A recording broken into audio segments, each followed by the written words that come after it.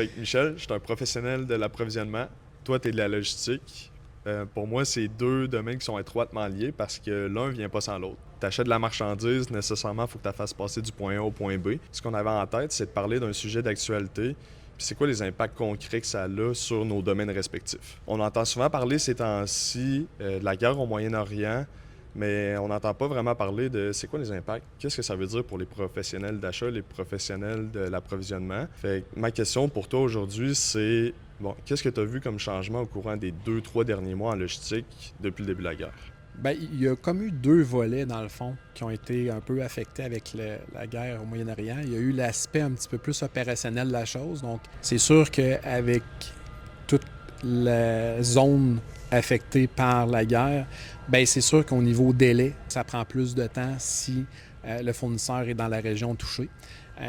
Puis c'est sûr que si on décide à ce moment-là de changer de fournisseur, ben c'est sûr qu'à ce moment-là, il y a eu un engorgement dans les autres ports qui ne sont pas dans la zone touchée par la guerre.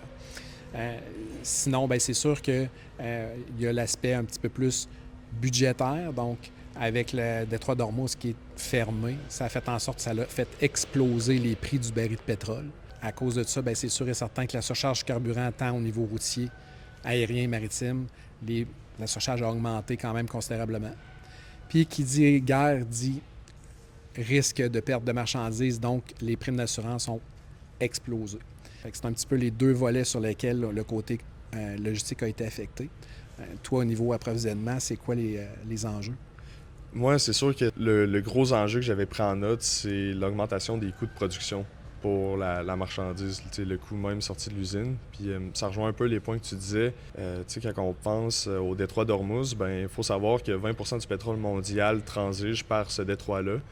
Mais quand on pense à l'Asie, qui est vraiment une puissance manufacturière, qui est là que la majorité de nos importations proviennent, c'est pas loin de 80% de leur pétrole qui passe par là.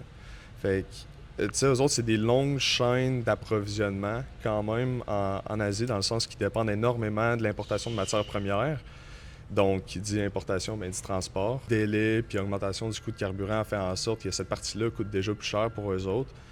Puis non seulement ça, ils sont aussi énormément dépendants de pétrole et de gaz naturel. Fait que tout ce qui est énergie non renouvelable pour la production de leurs marchandises, contrairement à nous ici. Fait que là, les deux premières étapes de leur chaîne d'approvisionnement sont déjà énormément plus chères qu'auparavant. Puis c'est des augmentations de coûts qui découlent sur tout le reste de la chaîne logistique. Puis en plus de ça, ben, se trouve en Asie, on est au Québec, on est quand même loin. Fait que là, rajoute le coût de transport qui est plus cher, puis la distance qui nous sépare. Ça fait une marchandise qui arrive ici qui peut être de 30 à 50% plus cher. Puis le meilleur exemple que je peux donner, c'est au niveau de l'aluminium. L'aluminium transige par tonne métrique. Puis en novembre 2025, la tonne métrique pouvait coûter 2800 US à acheter. Puis aujourd'hui, au mois de mai 2026, la même tonne métrique peut coûter jusqu'à 3600 US à acheter. Fait que là, tu sais, c'est une augmentation de 30% en 6 mois qui est du jamais vu dans le domaine. Fait que, tu sais, ça nous montre à quel point un événement qu'on pense qui peut être loin et isolé, ça a quand même un impact ici pour nos professionnels de l'achat et de l'approvisionnement.